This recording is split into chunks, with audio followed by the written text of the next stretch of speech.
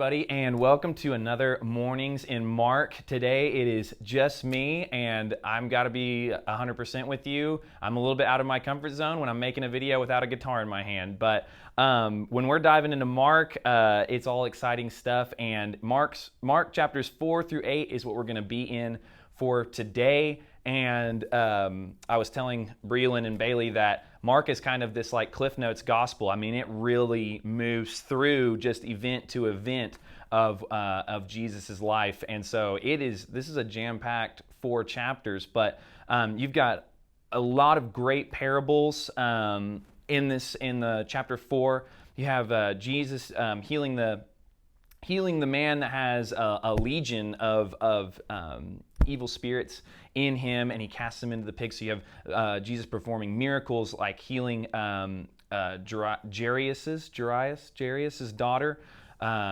through his faith.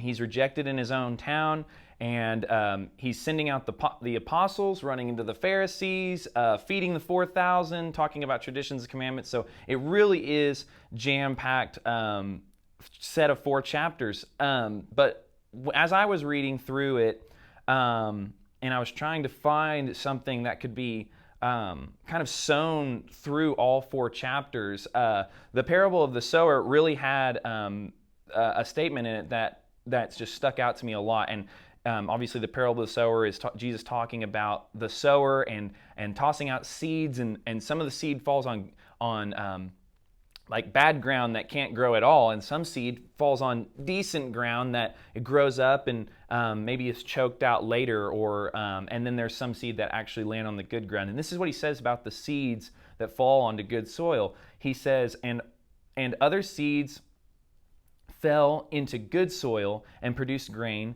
growing up and increasing and yielding 30-fold and 60-fold and 100-fold. And this is a classic parable, and most of us know that when he's talking about the seeds, he's talking about the gospel being sown in us and growing. But that phrase, yielding 30-fold, 60-fold, and 100-fold, to me just really portrays what Jesus' expectation is for us as believers. We are called to bear fruit, and that's a theme that's represented throughout the entire, like all of Scripture. But it's not just like one and done. It's 30-fold, 60-fold, and 100-fold, and that's going to be different depending on your walk, your ministry, your life. But we need to be making sure that we're producing fruit to the level that Jesus really expects us to, and you really see that when you see people that are on fire for the Lord. That's what it comes down to. It's about that fruit, and it's important, and this is where it ties in kind of later on, that we don't get bogged down with doing things right and doing things according to tradition and doing things maybe the Sunday school way.